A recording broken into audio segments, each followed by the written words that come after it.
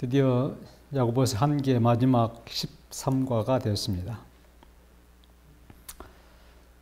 13과의 제목은 영원한 복음입니다. 기억절은 예레미야 31장 3절 나 여호와가 옛적에 이스라엘에게 나타나 이르기를 내가 무궁한 사랑으로 너를 사랑한 고로 인자함으로 너를 인도하였다 하였노라. 복음이란 무엇일까요? 옛날에 한번 말씀드린 대로 복음이라는 것은 굿뉴스입니다.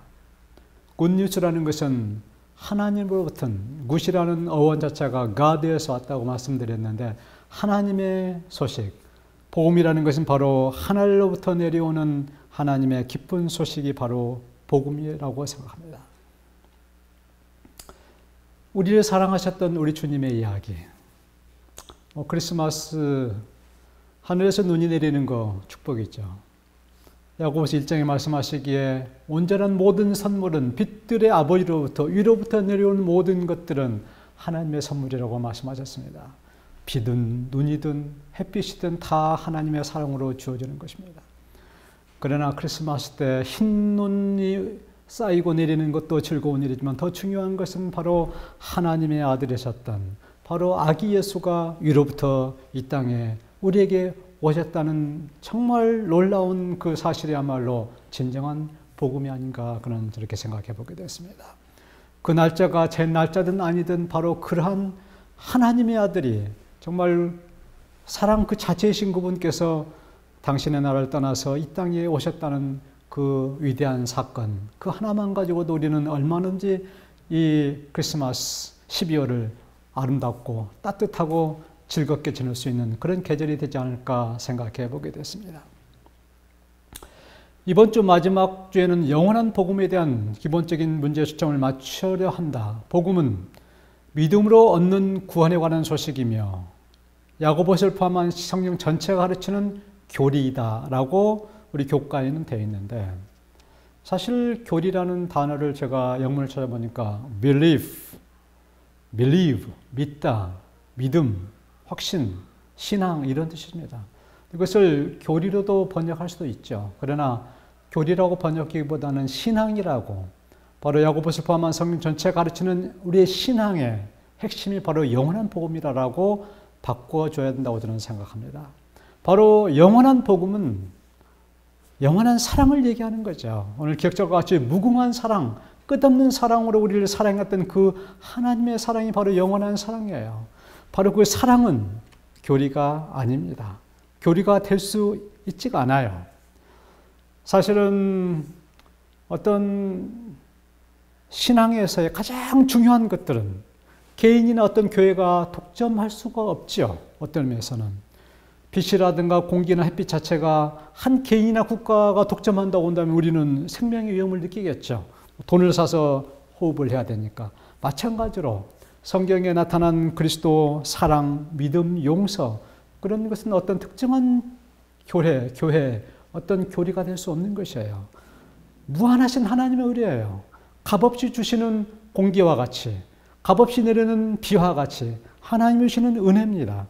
그래서 믿음, 사랑, 용서, 그리스도 이런 것은 교리가 될 수 없는 그런 것들이에요. 그런 의미에서 우리가 신앙을 바라보게 될 때 교리는 어떤 좀 구체적으로 그 교회에 맞게 어떤 구체화시킨 한 부분이라고 생각해야지 교리가 신앙이고 교리가 성경의 모든 거라고 생각한다면 여러분들은 잘못 이해하고 계시는 것입니다. 교리화될 수 없는 것이 훨씬 더 많다는 것이죠. 훨씬 더 중요한 것이에요.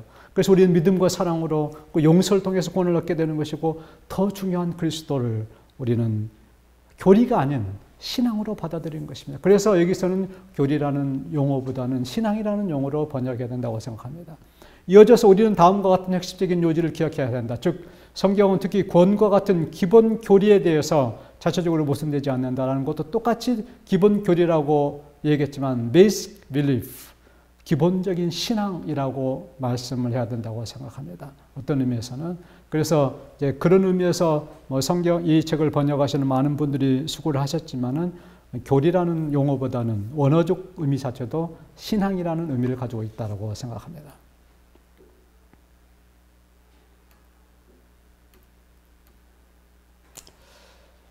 자, 그리스도인과 기독교인의 차이는 복음은 하나님의 말씀이에요. 그 하나님의 말씀을 교리 쪽으로 끌고 가는 사람들이 기독교인이라고 생각합니다.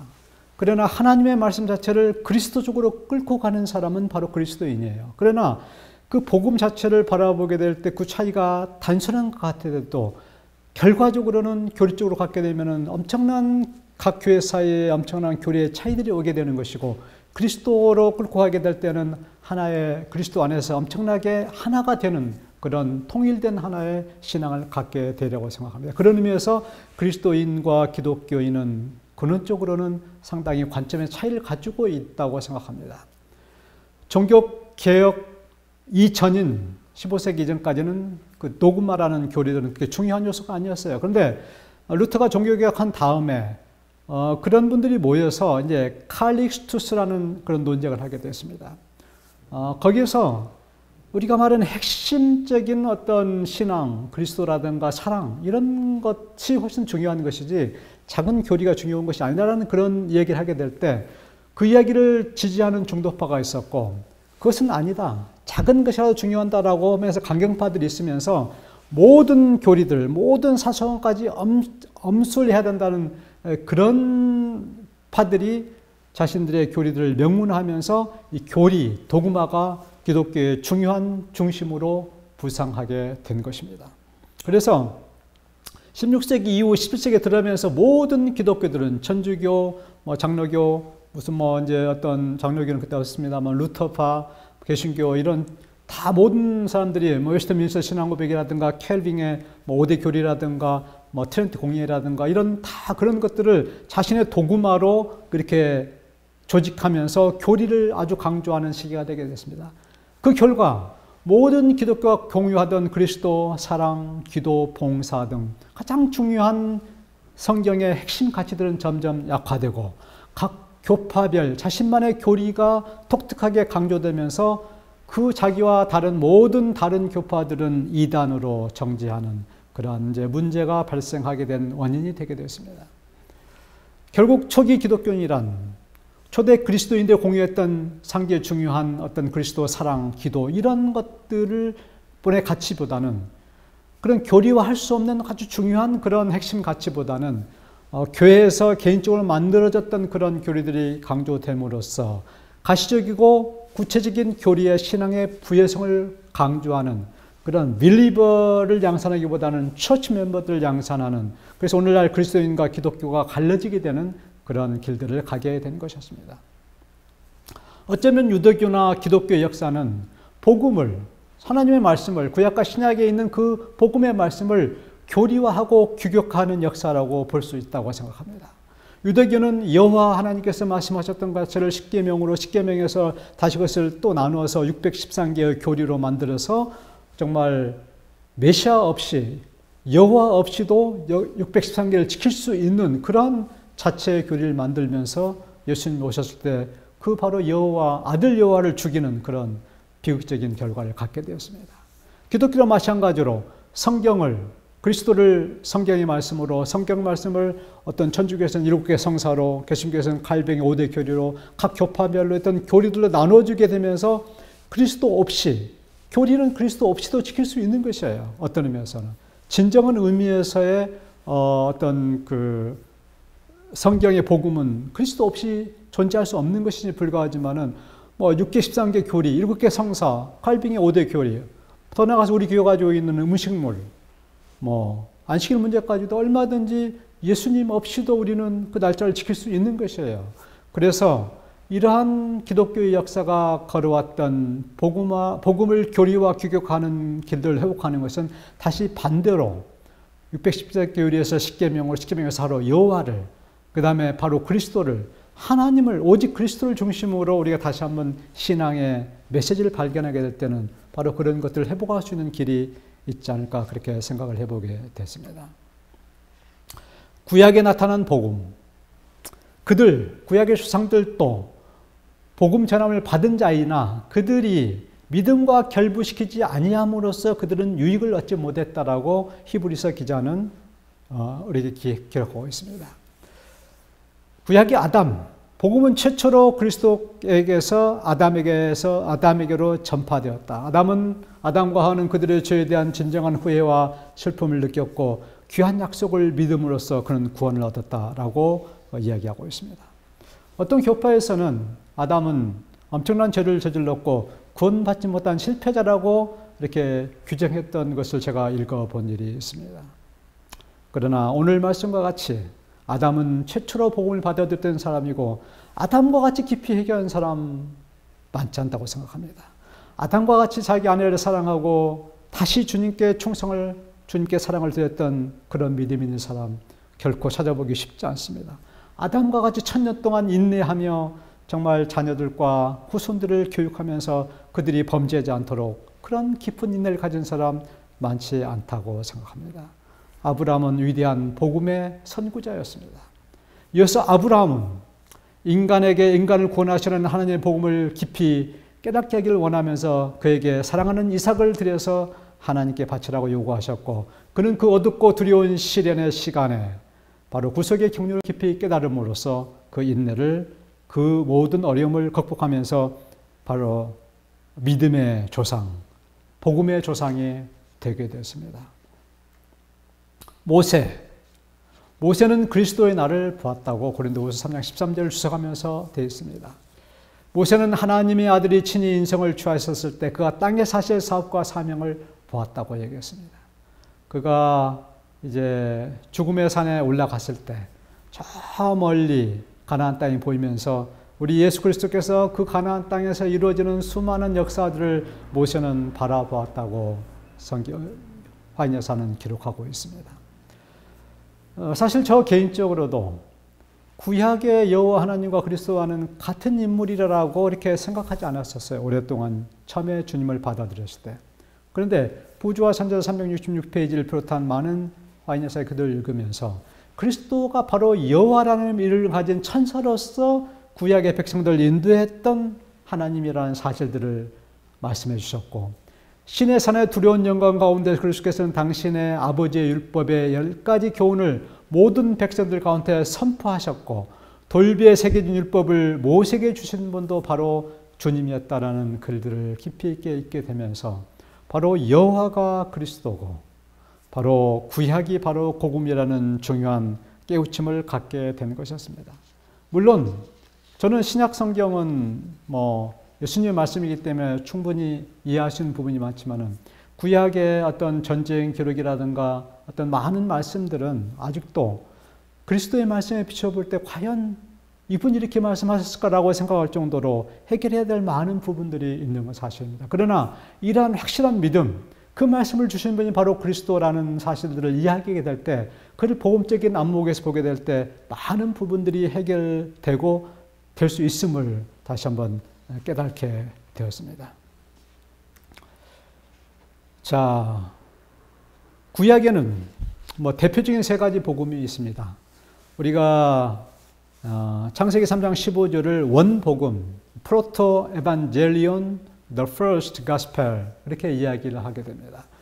여자와 원수가 되게 하고 여자는 내 후손과 원수가 되며 너는 여자의 후손은 내 머리를 상하게 할 것이요 너는 그의 발꿈치를 상하게 할 것이라 하면서 사단과 그리스도와 그리스도인 사이에 어쩔 수 없는 진짜 원수의 관계를, 이것은 해결될 수 없는, 강을 건널 수 없는 그런 사랑할 수 없는 진정한 원수의 개념들을 제공하면서 원복음이라는 최초의 복음을 우리에게 제시하고 있습니다. 두 번째는 우리가 알고 있는 이사야서를 태중의 복음이라고 이야기합니다. 특별히 이사야 53장은 그가 찔림은 우리의 허물이나며 그가 상함은 우리의 죄건이나미라. 우리는 다 양 같아서 그릇 행하여 자기 길로 갔거늘 여호와께서는 우리의 죄악을 그리스도께 담당시키셨도다. 그렇게 말씀하시면서 주님의 십자가상의 고난에 대해서 정말 자세하게 구체적으로 우리에게 말씀하시면서 우리 때문에 주께서 죽임을 당하시고 그 죽음을 통해서 우리는 구원받았다는 그 사실을 이사야서는 아주 명료하게 우리에게 가르치고 있습니다. 세 번째는 바로 New Covenant, 예레미야 31장 31절, 여기도 쉽죠. 이 새 언약에서는 지금까지 여러 가지 옛 언약을 넘어서 있는 그리스도께서 직접 우리에게 주시는 그런 약속의 말씀을 담고 있는 그런 복음이었다. 그래서 많은 복음도 있지만 대표적으로 그런 창세기 3장 원복음, 이사야서, 그 다음에 에레미야의 새 언약, 이런 것은 복음, 구약에 나타난 대표적인 복음이라고 우리가 이야기하고 있습니다. 바로 그러면 새 언약이 무엇인가 월요일로 넘어갑니다. 그러면 그리스도의 언약입니다. 나 여호와가 말하노라 보라 나 이르니 내가 이스라엘 집과 유다 집에 새 언약을 세우리라. 그 언약은 애굽 땅에서 인도하여 내던 날에 세운 것과 같지 아니할 것은 내가 그들의 남편이 되었어도 그들이 내 언약을 파기하였음이니라. 그날 이후에 내가 나의 법을 그들 속에 두고 그 마음에 기록하여 나는 그들의 하나님이 되고 그들은 내 백성이 될 것이다 라고 이야기하고 있어요. 사실 새 언약 이전에 아담의 언약, 노아의 언약, 많은 언약을 썼지만 그런 고대 옛 언약 중에서 가장 대표적인 것이 바로 모자이크 커버넌트입니다. 모세의 언약이었어요. 옛 언약 중에서 최고봉에 속하는 그런 언약이었습니다. 그럼에도 불구하고 그 언약 자체도 그 언약과 다른 그 모세의 언약과는 같지 않고 더 중요하고 더 높은 언약으로 바로 예레미야 30장 31절에 새 언약을 예비하고 있다는 것입니다. 그들은 하나님의 말씀을 돌배새겨 우리에게 줬지만은 바로 우리 주님께서는 우리의 법을 우리의 마음속에 우리의 마음판 속에 기록하겠다고 말씀하셨습니다. 그 법은 하나님의 계명이고 하나님의 사랑의 이야기입니다. 그 이야기를. 그래서 이 새 언약은 바로 그런 의미를 가지고 있는 겁니다. 아담에게는 바로 창세기 3장 15절 사단을 멸하고 복락원, 다시 내가 잃어버렸던 그 에덴을 다시 회복시켜 주겠다는 하나님의 약속이 들어있는 언약입니다. 노아에게는 다시 물로 멸망시키지 않겠다고 하면서 노아의 언약은 인간과 동물, 자연계와 함께 했던 하나님의 언약으로서 바로 무지개를 통해서 노아의 언약의 결과를 보여주셨습니다. 아브라함에게는 내 후손이 바다의 모래같이 하늘의 별과 같이 많을 것이며 너는 믿음의 조상이 될 것이라고 그런 언약을 주셨습니다. 모세는 신의 산의 언약을 통해서 가나안을 약속받았고 그 다음에 십계명을 받았습니다. 다윗은 너에게 영원한 왕권을 주며 내 후손이 바로 메시아의 후손이 될 것이라고 이야기하면서 아브라함과 다윗의 자손 예수 그리스도의 세계라 신약 성경은 바로 그렇게 시작하면서 다윗의 자손에서 메시아가 태어날 것이라는 그런 위대한 약속을 주시게 되었습니다. 그러나 이런 모든 약속을 넘어서 있는 바로 뉴 커버넌트 새 언약은 그리스도의 불변하시는 영원한 언약이고 우리 마음속에 있는 은혜의 왕국을 세우겠다는 하나님의 그런 약속이 들어있기 때문에 가장 중요한 복음 중에 복음이라고 생각합니다. 이런 모든 언약도 중요하지만 가장 중요한 언약은 나와 주님과의 언약입니다. 과연 그런 고대 우리 믿음의 조상들과 세웠던 그런 언약들이 과연 나의 도서는 어떻게 이루어질 것인가에 대한 언약이 중요한 것이에요. 개인적으로. 너를 통해서 마지막 재림의 놀라운 일들을 일으키겠다는 그 약속의 말씀을 우리가 믿고 그렇게 우리의 삶의 목적을 삼게 될 때 주님은 저를 그런 인물로 쓰실 것입니다. 어쩌면 또 사랑의 봉사자로서 너를 정말 봉사의 대표적인 인물로 쓰겠다고 한다면 저도 그런 삶의 목표를 가지고 주님을 따르게 된다고 한다면 가장 사랑의 봉사자로서 탁월한 어떤 일들을 하도록 주께서는 우리에게 언약하실 것입니다. 과연 나라는 사람이 또 여러분 자신이 하나님과 어떤 언약을 맺을 수 있는 것이며 맺어야 될 것인가는 바로 이런 아담의 언약과 새 언약까지의 모든 언약을 살펴보면서 여러분도 하나님과 개인적인 키어르케고르의 말씀대로 신 앞에 단독자로서 하나님과 나 사이에 세워질 수 있는 그런 언약 관계를 수립하게 될 때 우리의 신앙은 이 믿음의 노독들 못지않은 높은 신앙의 그런 차원에 올라갈 것이며 인류 역사의 가장 중요한 마지막 재림에 누군가가 쓰임을 받고 누군가가 그 일을 위해서 앞장서야 될 그 믿음의 선구자로서 재림의 선구자로서 어떤 쓰임을 받는 것은 바로 여러분 자신과 하나님과의 언약이라고 생각합니다. 다시 한번 이 시간을 통해서 바로 그러한 나 개인적인 주님과의 언약을 정말 약속하시고 세우시고 결심하시는 성도들이 되시기 바랍니다. 구현된 복음. 아버지는 아버지여 내가 하늘과 아버지께 절을 지었사오니 지금부터는 아버지의 아들이라 일컬음을 감당하지 못하겠나이다. 아버지는 내 아들은 죽었다가 다시 살아났으며 내가 이랬다가 다시 얻었노라 하며 즐거워하더라. 탕자의 비유라는 유명한 말씀이죠. 오늘 교과에 보니까 어떤 사람들은 복음서에서 복음을 찾기가 매우 어려워한다라고 되어 있어요.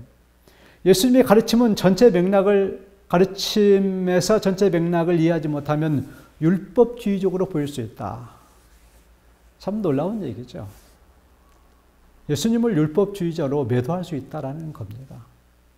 얼마나 우리가 복음에 대해서 잘못 알고 있으면은, 우리의 복음관이 얼마나 잘못되어 있으면은 그 예수님을 율법주의자로 이렇게 간주해야 되는지. 오늘날 우리의 현실들이, 사단이 만드는 우리의 현실들은 다 이중적이에요. 인간 속에 인간성이 없고 동물성이 자라고 있죠. 가정 안에 사랑과 평화보다는 갈등과 분쟁이 있고, 교회 안에 구원과 평화가 있다보다는 또 다른 것들이, 안식일 안에는 안식이 없고 복음서 안에는 복음이 없는 세상. 무엇이 문제일까요? 그 이유가 무엇일까요? 그것은 복음에 대한 깊은 오해에서 오는 문제라고 저는 생각합니다. 복음이라는 과연 무엇일까? 복음은 사도 바울의 복음과 그리스도의 복음은 얼핏 보기에 좀 달라 보여요. 많은 사람들이 예수님께서 말씀하신 복음보다는 사도 바울이 얘기하는 복음, 그래서 사도 바울의 복음에 대한 관념을 가지고 예수님의 어떤 말씀을 율법주의적인 것으로 비판할 수 있다는 것은 비극적인 일이지만 현실이 그렇습니다. 그 이유는 사도 바울의 메시지가 훨씬 더 그리스도의 메시지보다 편하고 달콤하다는 것입니다. 사실은 그렇지 않아요. 사도 바울도 로마서 앞부분에 정말 우리의 믿음을 강조했지만은 12장 보세요. 너희 몸을 하나님의 산 제물로 드려라. 피 튈까지 싸우면서 정말 우리의 몸 자체를 불살라서 주께 드려라는 훨씬 더 강력한 메시지를 가지고 있지만은 오직 의인은 믿음으로 살리라. 믿음으로 구원받는다는 그 몇 가지 문장만 가지고 우리의 신앙들을, 복음을 정의하게 될 때 그 뒤에 있는 정말 원수를 사랑하고 하나님의 사랑에 대한 그리스도와 똑같은 메시지를 우리는 다 간과해버리는 것입니다. 그래서 그 메시지를 그냥 편하고 달콤한 부분만 받아들이는 것이에요. 오직 믿음으로, 행함을 부정하고 오직 은혜로 구원받는다는 것이 앉아서. 그런데 그리스도의 복음은 오직 믿음이 아니라 오직 사랑으로 구원받는다는 것입니다. 이론적인 믿음이 아닌 사랑의 실천을 구원으로 제시하고 있고, 구체적으로 원수를 사랑하고 재물을 포기하고 희생적인 봉사를 요구하고 계시는 것입니다. 복음서에서 복음을 발견하지 못했다는 이야기는 바울의 믿음과 같은 행동이 포함되지 않은 기별이 예수님께는 없다라는 얘기예요. 그것은 무엇을 오비하느냐? 첫 번째는 복음은 어떤 이론이나 교리가 아니라 그리스도 자체가 복음인데, 복음서 자체에 들어있는 그리스도가, 그분이 복음인데 그 복음서에서 그리스도를 발견하지 못한다는 것은, 그것은 말이 안 되는 것이죠. 어떤 의미에서는. 복음을 어떤 교리나 이론으로 알고 있기 때문에 이제 그런 오해를 가지고 왔던 첫 번째 문제가 있고, 두 번째는 믿음에 대한 교리가 우리를 구원한다고 생각하는 것이죠. 믿음의 삶이 아니라 믿음에 대한 교리가, 즉 믿음의 행동, 실제적인 믿음에 대해서 배웠던 그런 것들을 구체적인 삶에서 실천할 수 있는 실제적인 자기희생적인 삶 없이 구원을 기대하고 있기 때문에 두 번째 오해가 생기는 것입니다. 세 번째 오해는 바울의 믿음과 그리스도의 믿음은 동일한 내용을 가지고 있지만 관점을 달리해서 우리에게 설명하고 있는데 그 관점의 차이를 이해하지 못하고 있다라고 생각합니다. 이런 세 가지 오해 때문에 예수 그리스도의 복음을, 그리스도의 복음을 율법주의적인 것으로 보는 사람이 있다는 것은 비극적인 일이죠. 바울에서 나타난 믿음이라는 것은 어떤 것이냐면은 모세의 글을 읽을 때 그 수건이 마음을 덮었도다. 주께로 돌아가면 그 수건이 벗겨지리라. 이 수건은 바로 율법주의적인 수건입니다.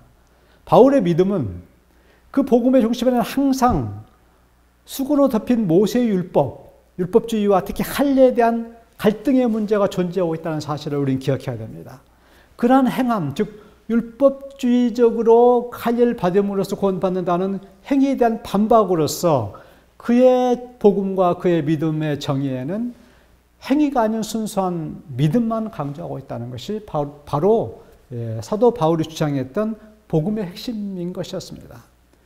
로마서 1장 10절에서 믿음으로 해서 믿음으로 이르게 한다라고 이야기하고 있습니다. By faith from first to last. 이전에 한번 언급했습니다만 이 문제는 바울의 관점들을 이해하는 데 중요한 성경절입니다. 교과 183쪽에 보면은 의란 우리가 행하는 것이 아닌 그리스도께서 우리를 위해 행하신 것에 기초해 있고 우리는 믿음으로 그것을 주장한다고 얘기하고 있습니다. 그러면서 믿음에서 믿음으로 성장하는 것이 믿음이다라고 정의하고 있어요. 저는 이 글을 읽으면서 이해도 되지만은 이해가 되지 않는 것은 세 번의 믿음은 어떤 앞에서 믿음은 뭐고 두 번째 믿음은 뭐고 세 번째 믿음은 무엇인가? 믿음에서 믿음으로 성장하는 것이 믿음이라는 말 자체가 과연 정당한 정의인가라는 그런 질문을 던져보는 것입니다. 그것은 정당한 것이 아닌 질문이라고 그런 정의라고 저는 생각하기 때문에 그렇습니다. 그리고 로마서는 왜 믿음으로 믿음에 이르게 하는 것인가? 의인은 믿음으로 살리라 하면 됐죠. 하박국서와 같이. 근데 왜 믿음으로 믿음에 이르게 한가라고 그렇게 얘기했는가를 살펴보게 될 때 우리는 어떤 올바른 해답을 읽을 수 있다고 생각합니다. 믿음으로 믿음에 이르게 한다라는 것은 앞에 있는 믿음과 뒤에 있는 믿음은 동일한 믿음이 아니라고 바로 영어 성경은 우리에게 말씀하고 있습니다. By faith from first to last. 이 두 가지 의미를 가질 수 있어요. 처음부터 끝까지 다 믿음으로. 그러나 by faith from 처음도 시작하는 믿음과 to last 마지막 믿음이라는 두 가지 의미를 가질 수 있는데 첫 번째 그 믿음이라는 것은 바로 우리가 예수님 믿기 전에는 둘 중에 하나였을 거예요. 그 당시에 이방인이던가 우상을 숭배하는 이방인이던가 그 다음에 율법주의에 빠진 유대인인가 둘 중에 하나였을 겁니다. 그 사람들을 이제 믿음으로 끌어들이는 거죠. 그러나 율법주의적인 유대인이나 우상 숭배나 다 행위를 통해서 그들은 구원받는다는 그런 고대 어떤 행함으로 말면 의에 기초된 사람들이었어요. 그들을 그리스도의 인으로 전도할 때 사도 바울이 강조하는 것은 오직 순수한 믿음이었습니다. 행함이 없는 순수한 믿음을 강조하고 있던 것이에요. 그러나 그렇게 해서 율법주의에서 벗어나와서 하나님 앞에 오게 됐을 때 마지막 우리가 정말 종착역이 있는 믿음은 그런 순수한 믿음이 그리스도의 사랑과 변화돼서 그리스도인으로서 사랑을 실천하는 믿음을 우리에게 보여주고 있다는 것입니다. 그래서 마지막 믿음은 바로 사랑을 얘기하고 있다고 생각해요. 그것을 확증하고 있는 성경절이 바로 고린도전서 13장 13절입니다. 믿음, 소망, 사랑은 항상 있을 것인데 만약에 사도 바울의 믿음으로 믿음에 이르게 한다는 것은 처음부터 끝까지 다 믿음이다라고 아까 말씀드린 대로 그렇게 보게 나온다면은 믿음, 소망, 사랑 세 가지는 항상 있는데 그 중에 제일은 믿음이라고 얘기를 해야죠. 사랑이라고 이야기하면 말이 안 되는 겁니다. 그래서 처음의 믿음은 행함이 포함되지 않은 순수한 믿음에서 시작해서 율법주의와 우상숭배에서 빠져나와서 그러나 주님 안에 들어와서 그 믿음이 살아서 생활 속에 들어가서 행동하는 믿음, 즉 사랑으로 표현될 때 그 사랑은 바로 진정한 믿음이 된다는 것입니다. 마지막 믿음이 된다는 것입니다. 그래서 이런 밑에 표를 보면은 처음에 우상숭배 율법주의에서 처음 믿음 단계로 넘어오게 되는 겁니다. 마지막 믿음과 사랑은 성경에서 동일한 정의로 되어 있습니다. 그러나 마지막 믿음은 바로 그리스도의 사랑이 연결되어 있는 그런 믿음이에요. 사도 바울은 율법주의와 우상숭배자들에게 처음 믿음으로 끌어들이는 그런 부분들을 강조했던 것들이 사도 바울의 복음의 핵심이었고 예수님께서는 정말 마지막 믿음, 새 계명을 내기 전에 서로 사랑하라는 그런 가장 중요한 모든 율법의 핵심이었던 그 사랑을 강조하는 믿음이기 때문에 서로의 관점이 차이겠지만 이 두 개는 한 믿음이라는 거죠. 처음 믿음과 마지막 믿음은 같은 믿음이라는 것입니다. 그 첫 번째 믿음에도 사랑이 포함되어 있고 마지막 사랑에도 믿음이 포함되어 있는 강조점의 차이예요. 그래서 이 부분들을 이해하게 된다면 바로 처음 믿음은 바로 행함이 없는 그런 행함을 포기하고 순수한 믿음을 시작이 되지만 마지막 믿음은 그리스도와 같은 사랑의 희생 봉사를 통한 믿음을 그리스도의 믿음의 관점에서 바라보는 것입니다. 이 두 가지의 관점이 차이가 있지만 그 복음 자체에는 차이가 없다라고 생각합니다. 자, 믿음과 사랑과의 관계에 대해서 한번 좀 바라보겠습니다.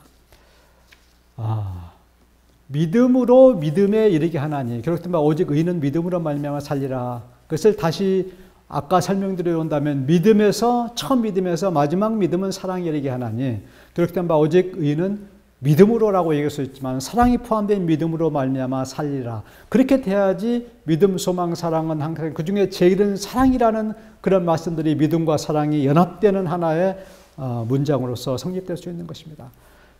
오늘 교과서에서 말씀드렸던 믿음에서 믿음으로 성장하는 것이 믿음이라는 말은 믿음에서 사랑으로 성장하는 것이 신앙이다라는 의미로 저는 해석하고 받아들여야지 옳다라고 생각합니다.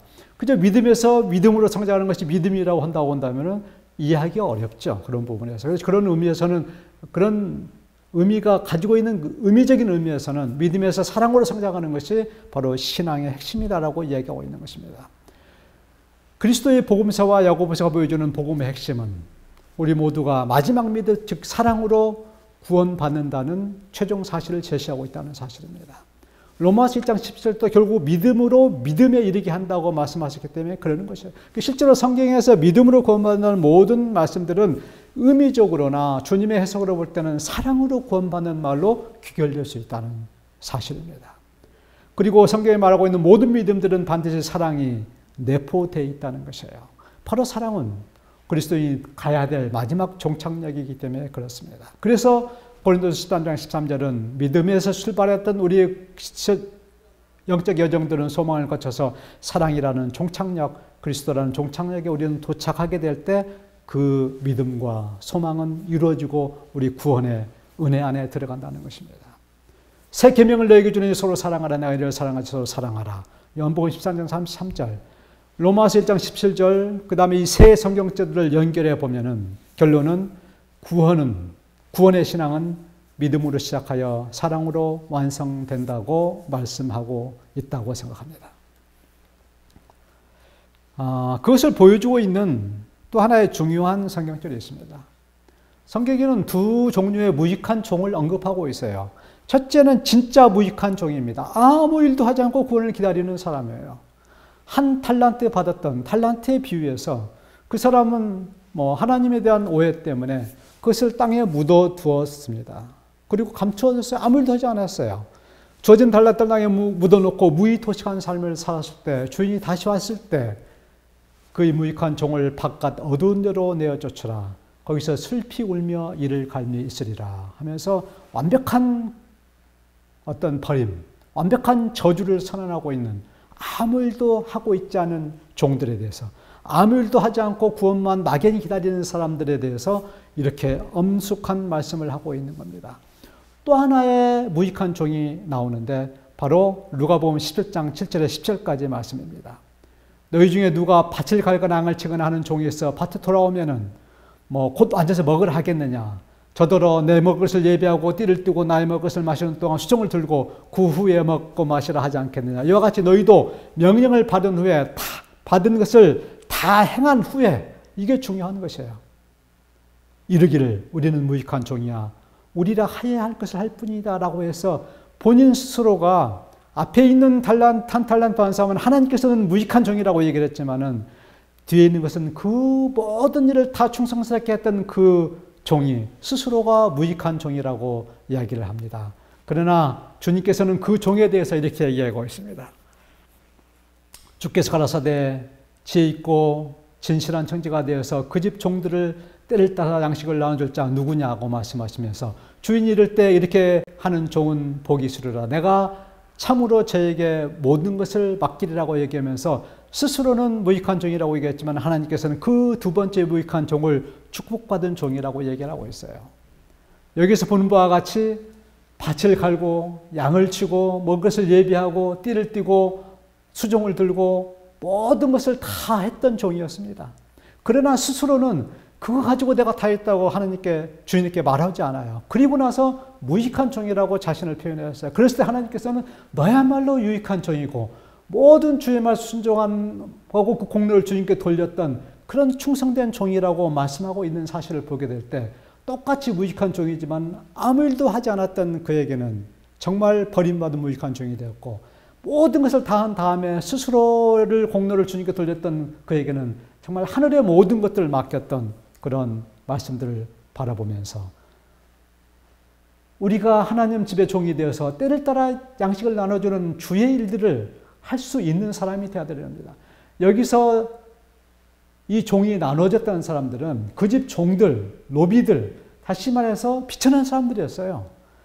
주님께서는 내 형제 중 가장 지극히 작은 자 하나에게 하는 것이 바로 나에게 하는 것이라고 말씀하시면서 큰 자, 높은 자, 힘 있는 자들에게는 뭐 누가 뭐라 하지 않더라도 갔다가 뇌물 바치고 뭐 선물 주고 다 그렇게 합니다. 자신의 유익을 위해서. 그러나 가난한 자들, 힘없는 자들에게는 멸시하고 힘을 그렇지 이렇게 누가 아무도 이렇게 도살피지 않아요.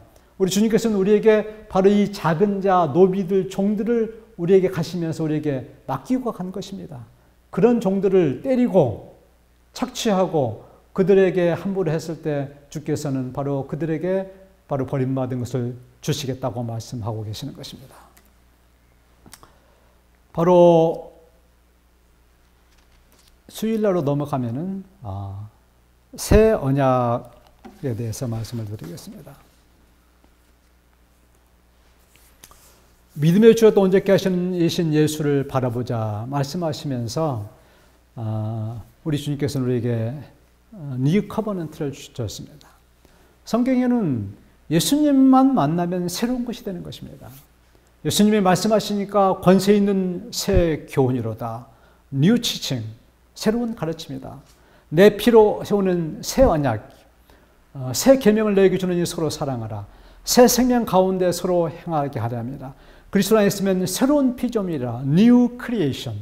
내가 새 하늘과 새 땅을 보니 New heaven and a new earth. 바로 우리 주님만 만나면 새 것이 되는 것입니다.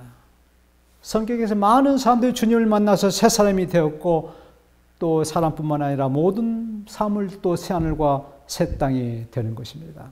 성경도 예수님이 오셔서 옛날의 구약이 바로 New Testament라는 신약 새로운 약속이 되어서 우리에게 새 언약을 제시하고 있다고 생각합니다.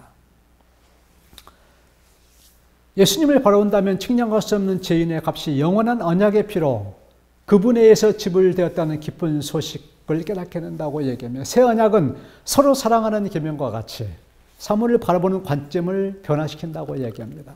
지금까지 사랑이라는 계명이 있었지만은 새 언약을 너에게 주나니 새 계명을 주나니 서로 사랑하라. 내가 너희를 사랑하는 것 같이라는 새로운 관점들을 변화시킨다고 이렇게 말씀하고 계시는 것이에요. 예수님이 우리를 사랑하시는 것 같이 우리는 이를 사랑하지 않다면 우리는 새 언약의 백성이라고 할 수 없다라고 이야기할 수 있습니다. 물론 레위기 19장 18절에도 사랑이라는 이웃을 동포를 사랑하라는 말이 있지만 예수님과 같이 사랑할 수 있는 사람만이 새 언약의 백성이라는 말씀입니다. 바로 우리의 유일한 소망은 이 축복을 얻으려고 오랫동안 갈망하고 노력한 자들이 많으나 받지 못함은 그들이 스스로 이 축복을 받기에 합당한 무슨 일을 해보려고 하는 생각을 품은 까닭이다. 우리는 우리의 공로가 우리를 구원하리라고 생각하지 말아야 된다. 그리스도께서만 우리의 유일한 구원의 소망이시다. 부조와 선지자 431절. 이 말씀을 잘 읽어야 됩니다. 잘못 읽으면 오해의 소지가 많이 있는 것이에요. 우리는 우리의 축복을 받기 합당한 무슨 일을 해보려는 생각을 품은 까닭에 그런 소망을 받지 못한다고 말씀했어요. 그렇기 때문에 그러면 그런 합당한 일을 하려는 생각을 품지 말라는 말인가? 그런 질문을 던져볼 수 있는 것입니다. 자, 축복을 받기 합당한 일이 무엇입니까? 바로 이웃을 사랑하고 그 다음에 자기 것을 주님의 말씀대로 어떤 계명과 하나님께서 우리에게 주셨던 그런 일들이에요. 이 축복을 받기 합당한 일이라는 것 자체는. 그런데 그 자체를 하려는 생각을 품지 말고 그 행동을 하지 말라는 말이 아닙니다. 그런 것을 다 생각을 품고 그런 삶을 살되 그런 두 번째 만약 그것을 포기해 버린다고 한다면 한 달란트 받고 아무 일도 하지 않은 무익한 종과 같이 우리는 슬피 울며 이를 갈 수 있는 그럴 수밖에 없는 저주받은 존재밖에 되지 않는 거예요.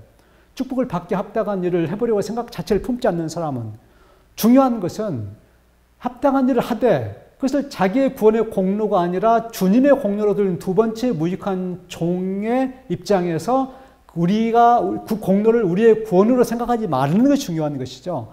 그래서 이 문장을 우리가 그러면 아무 일도 하지 말아야 된다라고 해석하게 됐을 때는 우리는 첫 번째 한탈을 받은 사람 같은 사람이 되는 것입니다. 그것을 최선을 다해서 정말 성경에서 말씀드린 축복을 받기에 합당한 일들을 최선을 다해 다 하되 나는 스스로 무익한 종이라고 말씀했던 그런 종과 같은 자세를 받게 될 때 바로 우리의 그 복은 바로 우리의 축복이 된다라는 거죠. 그래서 우리는 이러한 유의 글들이 많아요. 성경에. 또 예언의 신에. 그러나 이런 글들을 하지 말라라는 글로서 읽게 된다면 우리는 양쪽 다 축복을 받지 못하는 그런 비참한 존재가 된다는 사실들을 우리는 다시 한번 깨우쳐야 되리라고 생각합니다. 자, 목요일 복음의 절정. 일곱째 전사가 그 소리 내는 날 그의 나팔을 분려할 때 하나님이 그 종 선지자들에게 전하신 복음과 같이 하나님의 그 비밀이 이루어지리라. 계시록 10장 17절과 계시록 14장에 복음이라는 단어가 2번 나옵니다. 중요한 말씀들이죠. 그래서 대단히 그 중요한 성경절이죠. 요한계시록에서.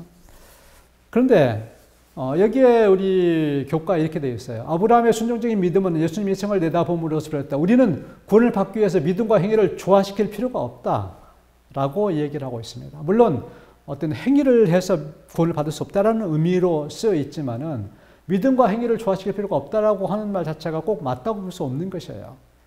행위 자체는 율법적인 행위가 있고 주께서 우리에게 제시했던 믿음과 사랑의 행위가 있어요. 항상 율법적인 행위는 정죄받았지만은 예수님께서 당신이 축복받기 합당한 그런 일들은 우리에게 장려했고 복음서와 야고보서는 끝까지 우리에게 장려하고 있는 것입니다. 문제는 그렇게 했으니까 나도 구원을 받아야 된다고 자기 공로로 하는 것이 문제지 그 행위 자체가 문제가 되는 것이 아닌 거예요. 성경은 우리의 믿음으로 충분하다고 계속 얘기하고 있지만은 고린도서 13장 13절은 계속 얘기했지만은 믿음으로 충분하다고 얘기하고 있지 않아요. 사랑으로 충분하다고 우리에게 말씀하고 있는 것입니다. 근원적으로 성경 말씀 자체가 믿음으로 충분하다는 말은 사랑을 해야 충분하다는 말로 우리는 이해하지 않는 한 우리는 정말 이런 행위를 계속 부정하는 그런 딜레마에 빠지는, 그래서 우리는 합당한 행위도 하지 않고 그저 그것을 공로로 여기지도 않고 모든 것들을 다 부정하는, 공로로 여기서는 안 되지만 어쨌든 그 행위 자체를 아예 근절시켜버리는, 그래서 한 탈란트 받은 사람이 가야 되는 그런 이를 갈고 저주받은 길로 갈 수 있는 그런 길들을 제시하고 있는 것이에요. 근데 사랑을 제시하게 될 때는 바로 그런 길이 아니죠.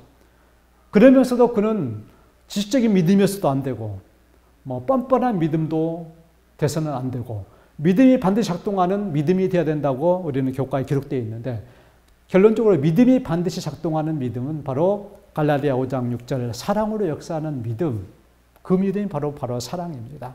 그래서 우리는 성경에서 믿음으로 구원받는다는 진리예요. 그러나 그 믿음으로 구원받는다는 그 믿음 자체는 사랑이 포함되어 있다는 겁니다. 결론적으로. 그래서 최종적으로는 의미적으로는 사랑으로 구원받는 것이고, 믿음만이 충분하다는 말 자체는 사랑만으로 충분하다는 최종적인 모든 약속의 말씀을 읽어볼 때 그렇게 결론 지을 수 있는 것입니다. 그가 큰 음성으로 가라되 심판할 시간이 이르렀으니 하늘과 땅과 바다와 물들의 근원을 만드신 이를 경배하라 하더라. 유명한 이제 복음의 절정입니다. 새 천사의 기별입니다. 자, 그 둘째가 무너졌다 큰 성 바벨론이요 라고 얘기합니다. 자, 우리는 바벨론 잘 알고 있죠. 바벨론이 무엇일까요? 바벨론, 짐승의 표, 천주교 교황권.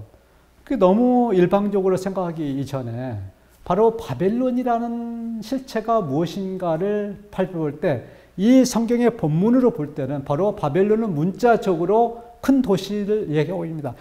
더 문자적으로는 이 바벨론은 고대 바벨론의 도시를 얘기하고 있습니다. 큰 성, 견고한 성, 엄청난 부유한 성, 그 다음에 우상 숭배가 가득한 그런 성. 건축학적으로 바벨론은 그 도시에 1008개의 제단이 있었고 약 700개의 그런 이방 신전들이 있었고 엄청난 정말 세계 최대의 어떤 우상 숭배의 도시였던 것이 밝혀져 있습니다. 고대 바벨론에. 그래서 이 바벨론 자체는 실제적으로 문자적으로는 첫 번째는 고대 바벨론에 대한 경고예요. 그 도시에 대한 멸망에 대한 경고입니다. 두 번째는 그 바벨론의 성격을 이어받은 오늘날 대도시들에 관한 경고들입니다. 마지막 때의 사건들은 바로 그런 의미들을 바로 대도시들에 대한 경고들이 기록되어 있습니다. 그래서 두 번째는 바로 큰 도시들, 그 도시는 하늘과 땅과 바다와 물들의 근원인 하나님의 영광이 전혀 보이지 않는 것입니다. 여러분 도시에 살고 있죠? 요즘 도시에서 이건 황토 거의 보지 못했죠. 아무도 좋아하지도 않고 모든 도시들이 땅과 콘크리트로 덮어져 있는 겁니다. 땅이 보이지 않아요. 하늘은 고층 건물로 가려져 보이지 않습니다. 그리고 아름다운 달과 별 대신 휘황찬란한 밤의 네온사인으로서 도시들이 장식되어 버렸어요. 하나님의 작품은 완전히 가려지고 오직 바벨탑을 쌓은 인간의 영광만 빛나는 곳이 바로 도시입니다.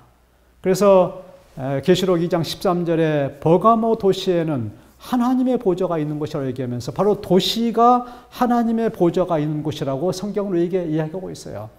그래서 도시에 사는 사람들은 오직 인간만을 높이는 도시정신, 도시정신이에요. 도시정신. 창조의 정신은 다 사라지고 인간만을 도시정신에 충만한 자들의 참정수가 바로 도시입니다. 그래서 오늘날 21세기에 이 생활도 시골 생활에 비해서는 아직도 유효한 것입니다.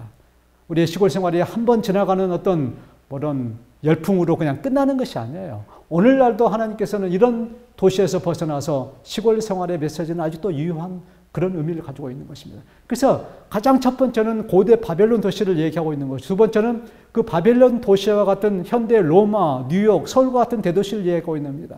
여러분 알다시피 베드로서 보면은 바벨론에 있는 교회에게 보낸다라고 얘기했을 때 그 바벨론은 우리가 로마라는 도시를 알고 있기 때문에 로마 자체를 바벨론이라고 얘기하고 있기 때문에 바로 로마 같은 대도시에 대해서 적용하고 있는 것입니다. 그런 부분에서.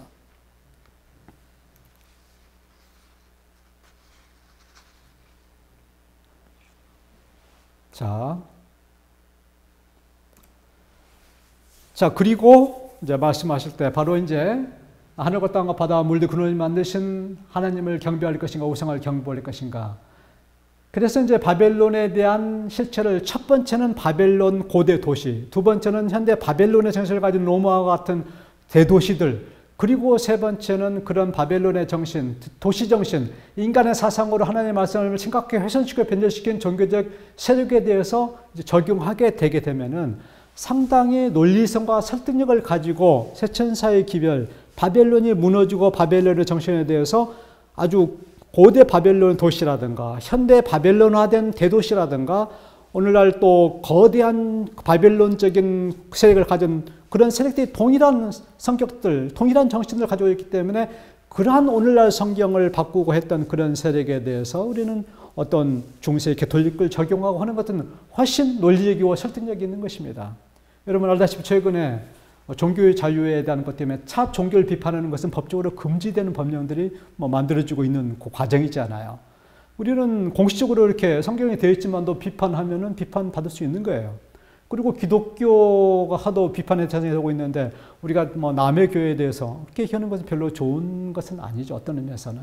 그렇지만은 그런 이제 어떤 본질적인 것을 설명하면서도 바로 바벨론 하면은 천주교 입고하는 것은 그것은 아주 너무 낮은 의미에서의 어떤 등식이라는 거죠. 첫 번째 그런 구체적인 고대 바벨론 도시, 두 번째 바벨론화된 현대 도시들, 세 번째는 그 바벨론화된 종교적인 세력들, 그렇게 차근차근 논리적으로 설정해 가면서 순차적으로 어떤 그런 정신들이 이어져 오는 것을 얘기할 때는 훨씬 듣는 사람들이 더 이렇게 설득력 있게 받아들일 수 있다는 것입니다. 그런 부분에 대해서. 그래서 이런 부분들에서 우리가 좀 충분히 그런 배경이 되게 될 때는 훨씬 더 논리적으로 하나님의 말씀을 전파할 수 있다라고 그렇게 생각해 보게 됩니다. 자, 이제 복음의 절정.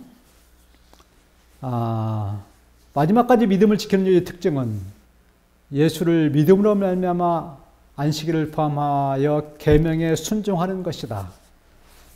계명에 순종하는 것도 율법적으로 순종하는 것이 있고 사랑으로 순종하는 것이 있습니다. 그래서 고대 많은 유대인들이 계명에 순종했죠.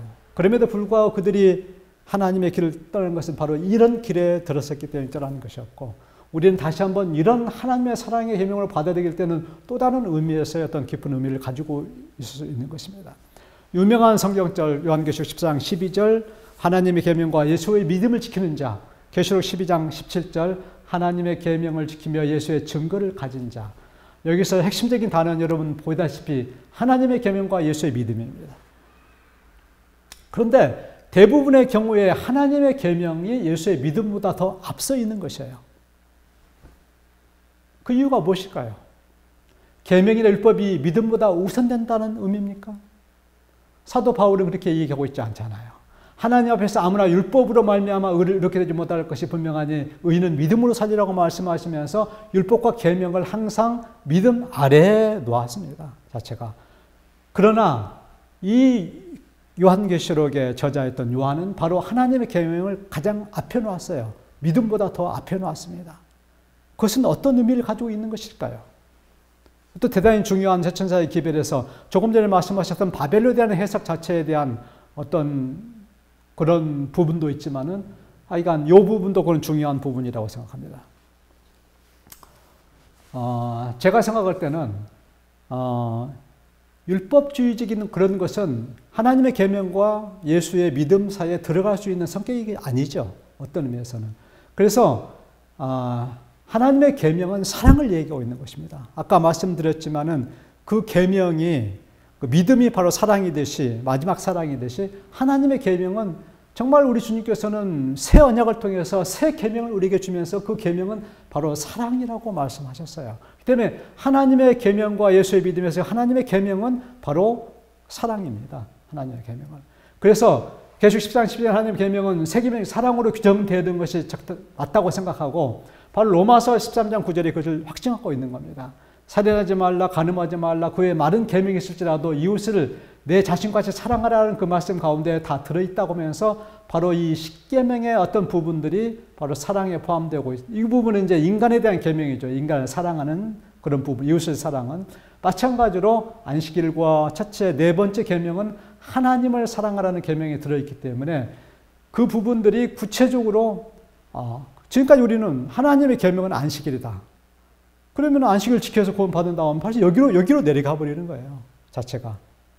그 안식일 자체는 사랑이라는 더 높은 계명 속에 포함되어 있던 하나의 중요한 하나님의 사랑의 계명의 부분으로 보면서 사랑으로 명시를 해야지 안식일은 사랑, 하나님의 계명은 안식일. 그럴 때는 그 안식일에 대한 어떤 구체적인 옛 계명에 율법 준수를 했던 그런 길에서 다시 들어가 버리면은 바로 여기에 말씀대로 하나님 앞에서 아무나 율법이나 계명으로 말미암아 의롭게 되지 못한다는 결론에 도달하게 되면은 우리는 모순에 빠지게 되기 때문에 바로 여기에 보는 바와 같이 하나님의 계명은 사랑으로 보게 될 때 믿음보다 더 높은 차원에서 왜냐하면 믿음, 소망, 사랑은 항상 그 중에 제일은 사랑이기 때문에 그래서 하나님의 계명은 사랑의 계명입니다.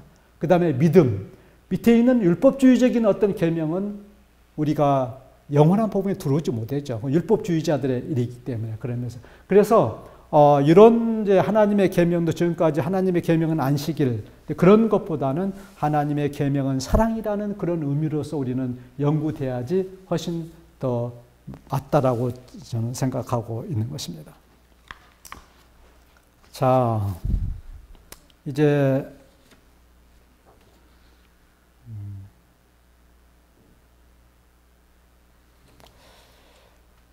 자, 마지막으로